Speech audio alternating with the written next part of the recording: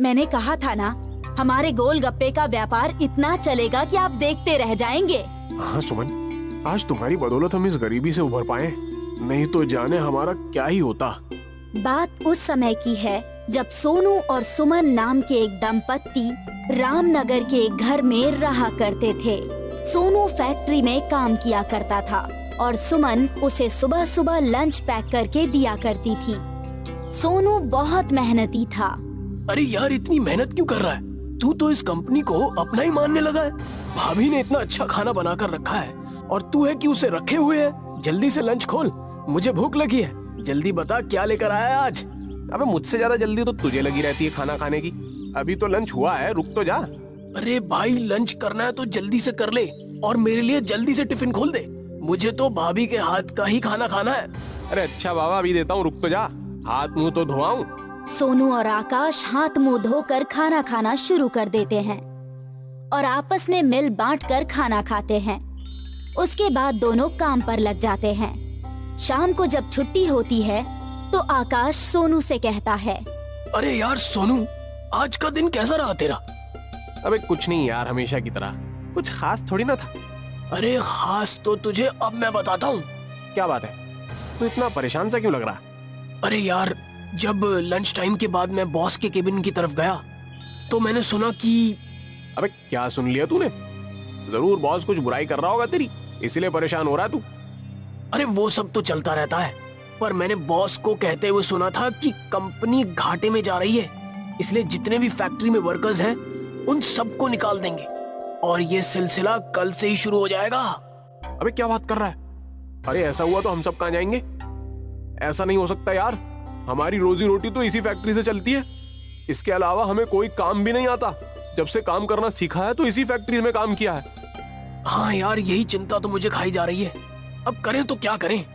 आकाश और सोनू इसी चिंता में जा रहे थे। सोनू ने आकाश को अपने घर पर थोड़ी देर रुकने के लिए कहा। तभी वहाँ पर आकाश की बीवी पूजा भी आ गई। अरे पूजा, तुम यहाँ क्या कर रही हो? तुम आ सकते हो क्या? मैं नहीं आ सकती।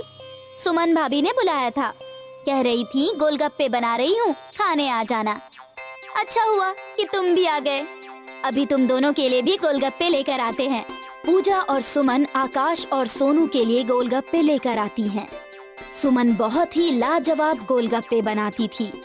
उसके गोलगप्पे आकाश और सोनू दोनों को बहुत पसंद थे। सोनू तो अक्सर उससे गोलगप्पे बनवाता ही रहता था। अरे भाभी, खाना तो अच्छा बनाती ही हो और गोलगप्पे तो उससे भी ज्यादा अच्छे बनाती हो। इन गोलगप्पे में तो सच में एक जादू है, जितने खाओ कम ही लगते हैं। अरे सच कह रहा है ये, सच में तुम्हारे हाथ में तो जादू है।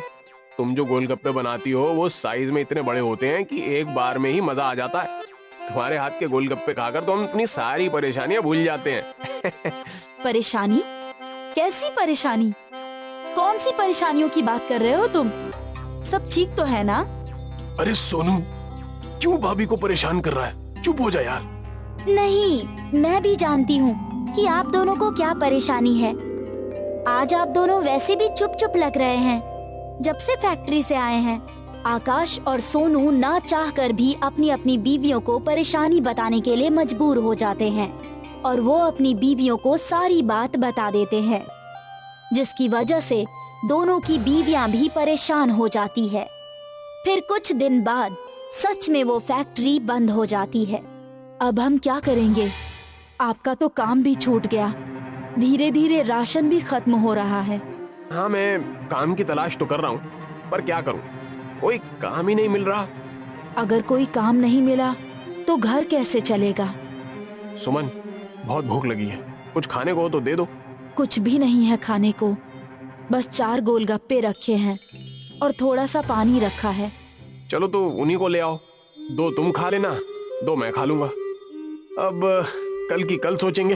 सोनू और सुमन दोनों बैठकर गोलगप्पे खाते हैं और कल के बारे में सोच रहे होते हैं। तभी सुमन खड़ी हो जाती है। क्या हुआ? तुम गोलगप्पे खाते खाते खड़ी क्यों हो गई? अगर आपको सही लगे तो मेरे मन में एक विचार आया है। कैसा विचार?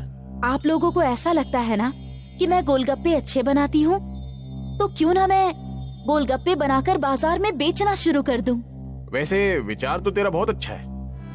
गोलगप्पे तो ऐसे ही हैं कि हर कोई खाना पसंद करता है, पर उसके लिए पैसे कहाँ से आएंगे? आप फिक्र क्यों करते हो? आपने जो मेरे कानों की बालियां बनवाई थी वो किस दिन काम आएंगी? नहीं नहीं, तुम्हारे गहने मैं नहीं बेच सकता। गहने बुरे वक्त में ही काम आते हैं। जब खाने के लिए खाना नहीं बचा है तो इन बालियों का मैं क्या करूंगी? सुमन और सोनू बालियां बेचकर गोलगप्पे बनाने का सामान ले आते हैं और सुमन अपने हाथों से ये गोलगप्पे बनाकर तैयार करती है। सोनू और सुमन उन गोलगप्पों को बाजार में बेचने के लिए चल पड़ते हैं।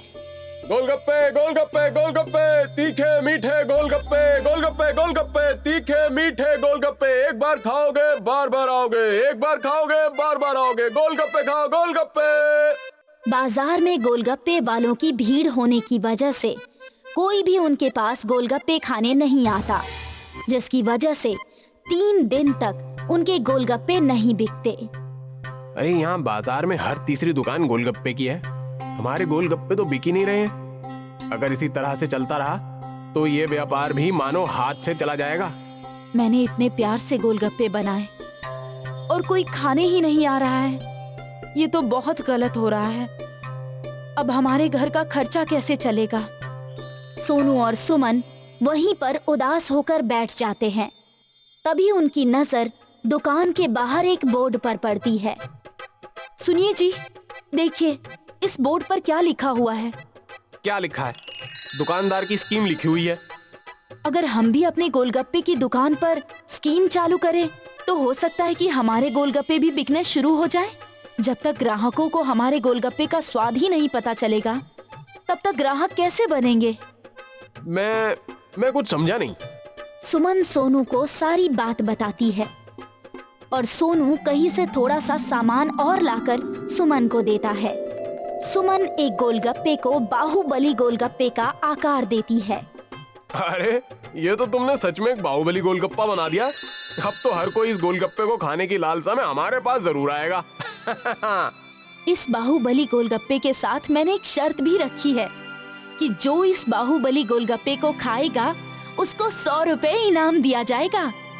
सोनू जोर जोर से अपनी इस स्कीम को बाजार में सब लोगों को सुनाता है, जिसकी वजह से उसके बाहुबली गोलगप्पे को देखने के लिए भीड़ इकट्ठा हो जाती है। हाँ भैया, तो सुनो, जो इस बाहुबली गोलगप्पे को खाएगा उसको 100 रुपए इनाम दिया जाएगा। इस प्रतियोगिता में जो जो भाग लेना चाहता है वो इस तरफ आ जाए। ये बाहुबली गोलगप्पा जो खाएगा वो बाहुबली कहलाएगा। हाँ।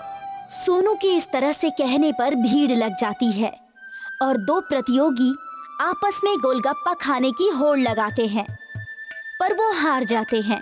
उनकी देखा देखी उस बाहुबली गोलगप्पे को खाने के लिए और लोगों की भीड़ लग जाती है। अरे भैया, तुम्हारे यहाँ के गोलगप्पे बहुत ही स्वादिष्ट हैं। हालांकि हम ये प्रतियोगिता में जीता नहीं, पर फिर भी बहुत मजा आया बाहुबली गोलगप्पा खाने में। अरे यार, सच में ये सिंपल से गोलगप्पे खा खा के हम तो बोर हो गए थे। अब ये बाहुबली गोलगप्पा बाजार में आया है, इसको तो देखते ही मुंह में पानी आ रहा है। अरे भाई, खाकर देखो, बाजार में सबसे अच्छा गोलगप्पा यही है। एक बार खाओगे तो दोबारा जरूर आओगे। क्या कह रहे भैया, सच में अच्छा है क्या ये बाहुबली गोलगप्पा? अरे अगर मेरी बात पर विश्वास नहीं हो रहा तो खाकर देखो, जीत गए तो 100 रुपए भी पाओगे। सभी भीड़ में बाहुबली गोलगप्पे के बारे में बात करते हैं और बाजार के सभी ग्राहक सुमन की दुकान पर गोलगप्पे खाने के लिए आ जाते हैं। उनकी दुकान अब बाहुबली गोलगप्पे के नाम से प्रसिद्ध होने लगी थी। उसी बाजार में एक नत्थू पहलवान नाम का आदमी रहता था, जो सभी के गोलगप्पे फ्री में खा जाता था। वो सुमन की दुकान पे भी गोलगप्पे खाने आ जाता है। अरे ओ, नई दुकान खुली है, चल जल्दी से 5 प्लेट गोलगप्पे बना दे। गोलगप्पे तो मैं बना दूंगा, पर हमारे यहाँ का बाहुबली गोलगप्पा खाकर बताइए। अगर आप ये गोलगप्पा खा लिए तो हम आपको साल भर फ्री गोलगप्पे खिलाएंगे। अरे बस इतनी सी बात है। ला, एक काम कर, इस शर्त में एक चीज और जोड़ ले। एक नहीं, मैं 5 बाहुबली गोलगप्पे खाकर दिखाऊंगा, 5। अगर आप ये गोलगप्पा नहीं खा पाए तो आपको फ्री में खाने की आदत तो छोड़नी पड़ेगी। ठीक है, हमें मंजूर है। नत्थू पहलवान के सामने 5 बाहुबली गोलगप्पे रख दिए जाते हैं और नत्थू पहलवान बाहुबली गोलगप्पे खाने की कोशिश करता है, परंतु उसमें असफल हो जाता है और वो अपनी शर्त के अनुसार फ्री में गोलगप्पे खाना छोड़ देता है। सभी सोनू को बहुत बहुत धन्यवाद देते हैं और उसके प्रयास को सराहते हैं।